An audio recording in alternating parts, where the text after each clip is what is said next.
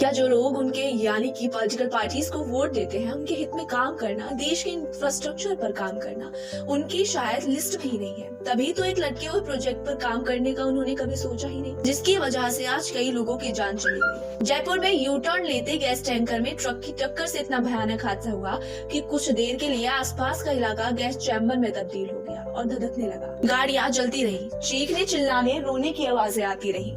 लोग चाहकर भी मदद नहीं कर सके और जानते हैं कि दावा ये है कि सिर्फ इसलिए क्योंकि वहां पर एक मौत का एक यू टर्न बना हुआ था जिस पर कभी सरकार का ध्यान ही नहीं गया। राजस्थान की राजधानी जयपुर में पेट्रोल पंप के पास हुआ वो सड़क हादसा रूह कपाने वाला था। शायद ही कभी ये मंजर अब आंखों के सामने से जा पाए।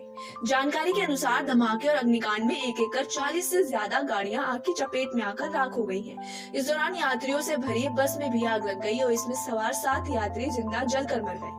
40 से ज्यादा लोग घायल बताए जा रहे हैं। हादसे में कितने लोगों की मौत हुई और कितने लोग घायल हैं अभी तक तो अनुमान सिर्फ लगा ही नहीं है। और ये तो खैर आप भी मानते ही होंगे कि असल में किसी हादसे में कितने लोगों की जान जाती है और कितने लोग घायल होते हैं। जो असली डेटा होता है ना वो कभी हमारे सामने आता ही नहीं, पर फिर भी जो डेटा सामने आया है उसके अकॉर्डिंग अब तक 12 लोगों की मौत हुई और कई लोग घायल हैं। जयपुर में हुआ ये हादसा मैन मेड भी कहा जा सकता है। Of course this accident is due to the negligence of the drivers, but जिस हाईवे पर हर घंटे 1000 वाहन निकल रहे हो वहाँ सरकारों ने बीते 6 से 7 सालों से गंभीर जानलेवा लापरवाही कर रखी है। जयपुर से करीब 10 किलोमीटर पहले यू टर्न ले रहे एलपीजी टैंकर को केमिकल से भरे ट्रक ने टक्कर मारा।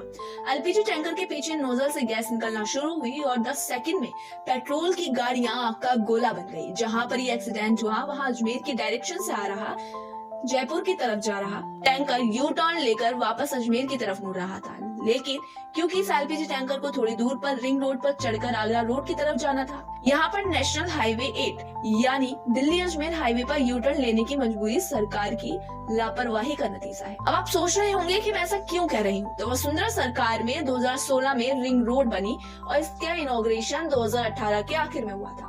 काम अधूरा था, इसलिए मार्च 2019 में गहलोत सरकार के आने के बाद यातायात शुरू हुआ, लेकिन गहलोत सरकार ने भी इस पर ऊपर चढ़ने के लिए क्लोवर लीफ नहीं बनाए, जिससे अजमेर की तरफ से आ रहा ट्रैफिक घूमकर दूसरी साइड के ऊपर से निकलकर रिंग पर चढ़े। सरकारें तो बदल गईं, पर व्यवस्था वैसी की वैसी ही रही। तब से रिंग रोड के क्लोवर लीफ के लिए केवल पिलर ही खड़े हैं। अब सरकार भी बदल गई, राजस्थान में वचनलाल सरकार है, लेकिन अभी भी काम पूरा नहीं हुआ। जिसे भी आगरा कोटा जाना होता है वह रिंग रोड पर चढ़ने के लिए यहाँ से यू टर्न लेता है, जिससे आए दिन हादसे होते हैं। अब सोचिए कि इस देश में आम आदमी की जान कितनी सस्ती है। हमारे देश में धर्म पर, जाति पर, पिछड़े वर्ग पर कितनी राजनीति होती है। आजकल तो यूं मानो नया ट्रेंड बन गया है डॉक्टर BR अम्बेडकर पर राजनीति करना। संसद में जो आजकल हो रहा है वो आप देख ही रहे होंगे, ताकि पिछड़े वर्ग यानी कि दलित वर्ग को एक आवाज मिल सके, जिससे कम से कम दलित से तो उनका वोट बैंक भर जाए। जयपुर में एक बड़ा हादसा हुआ जिसमें कई लोगों की मौत हो गई और आज कोई भी ये नहीं पूछ रहा कि आखिर ये लोग किस जाति के थे।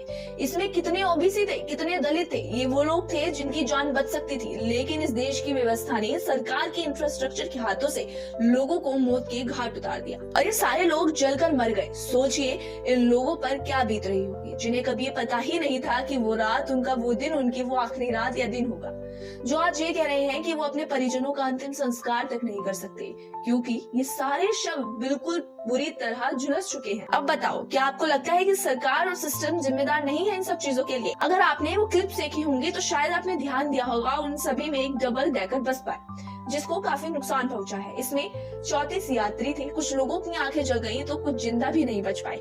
अब आपको ये बात जानकर हैरानी होगी कि ये बस ऐसी थी जिसका परमिट 16 महीने पहले ही खत्म हो चुका था। बस के पास परमिट था ही नहीं, मतलब ये बस ही इलीगल थी, ये बस ही गैरकानूनी तरीके से यहाँ पर चलाई जा रही थी।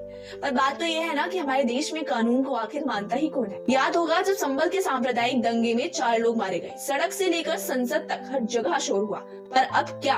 और ये आखिर है क्यों? क्योंकि हमारी सरकारें इन मुद्दों पर, इन मामलों में ध्यान ही नहीं देती, इन मामलों पर बड़ी लापरवाही दिखाती है। चाहे कांग्रेस हो या फिर बीजेपी, इन मुद्दों पर वोट मिलता ही नहीं, ना ही चुनाव लड़े जाते। आखिर इन मुद्दों पर बात हुई कब, ये भी शायद ही किसी को याद हो, क्योंकि जाति और धर्म के नाम पर बांटने में ही इतना समय लग जाता है कि और मुद्दों पर चर्चा करने का समय ही नहीं होता। तो इट्स हाई टाइम कि आप भी अपने वोट को यूं ही व्यर्थ न करें।